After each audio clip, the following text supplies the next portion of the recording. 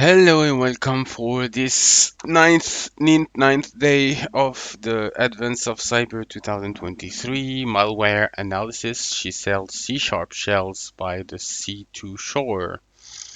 I love the play words of those creator.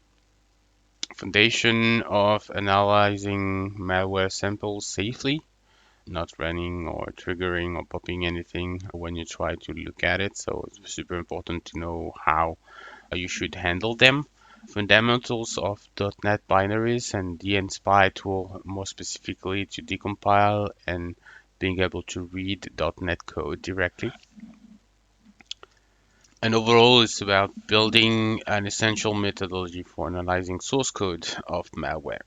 The idea is to create a sandbox that will allow to emulate without tampering or modifying the network, the CPUs, and all the other different things that could be tampered with, and monitor and log every changes or things that are triggered and done by the malware itself.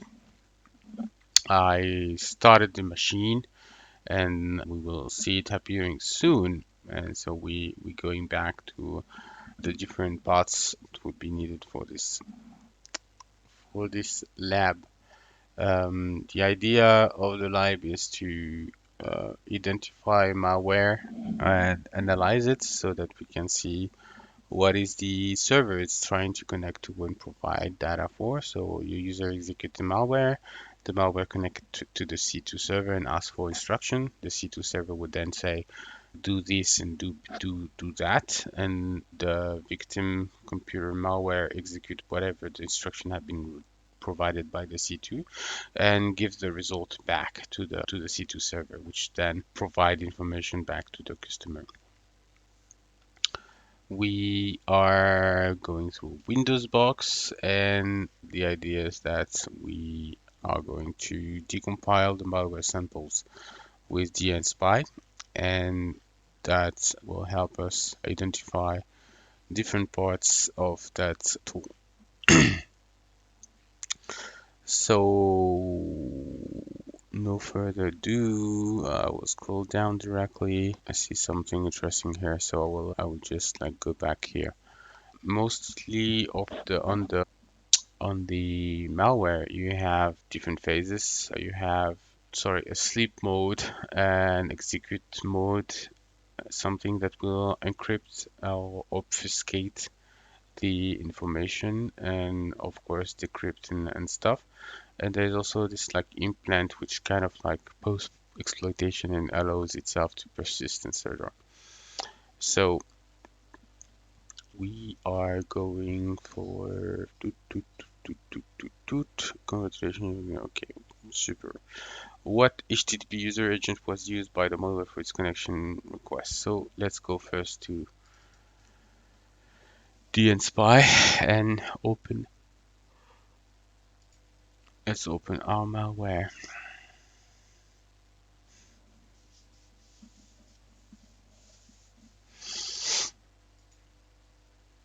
Open. Let me where the malware was. Most probably. So it's on the desktop. Okay.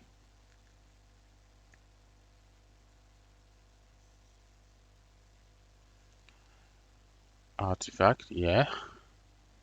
Oh. Okay.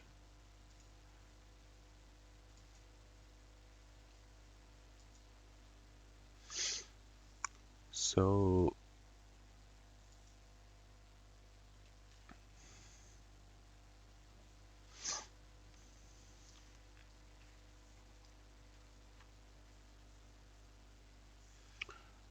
we're having our program which is running from there. Okay. Awesome. So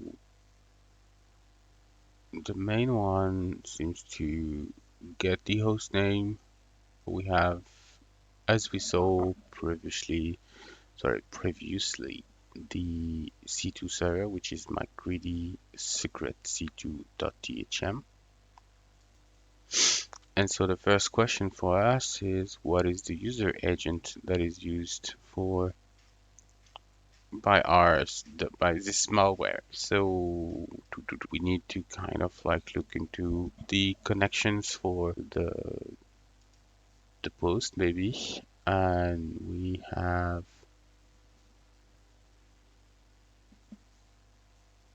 user agent Mozilla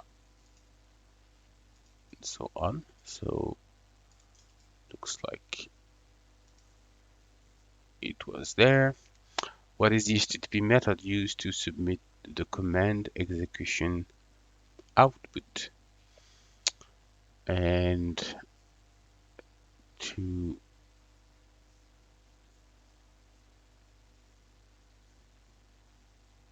what is the HTTP method? Oh, okay, sorry, we are doing a post.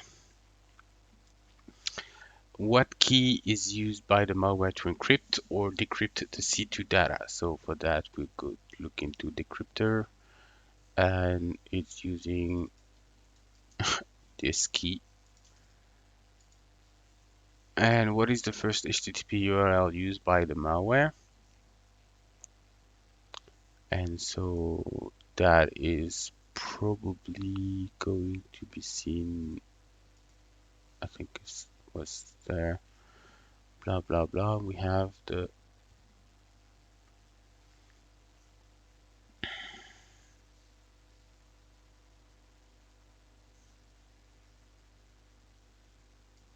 reg.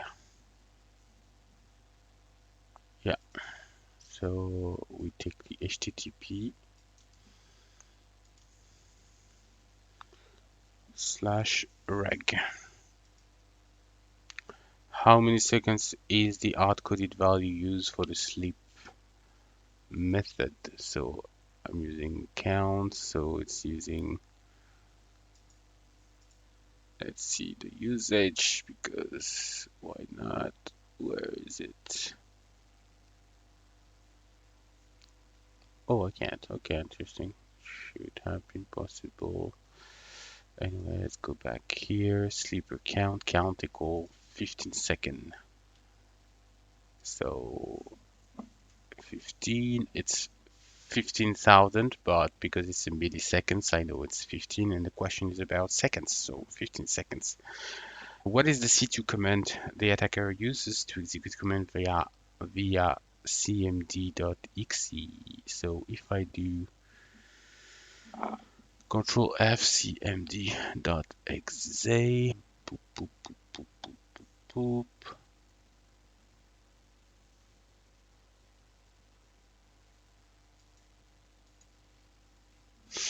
Start, return, C, whatever, execute command.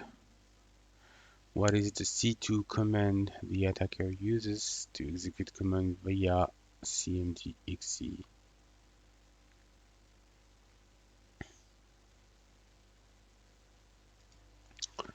So it's a C2 instruction. So let's see first if we can. So, alright, we cannot look at the usage, but we can search for execute command. There we go. So if the command is shell,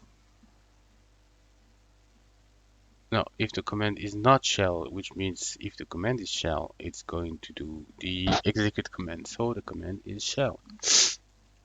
Oops, shell and not shell. And what is the domain used by the malware to download another binary? So I think we're talking about this one, stash. And since it's only the domain, and there we go. Yay! Check out the malware analysis module in the SOC level 2 path. And for us, it's going to be it. Take care. Bye bye.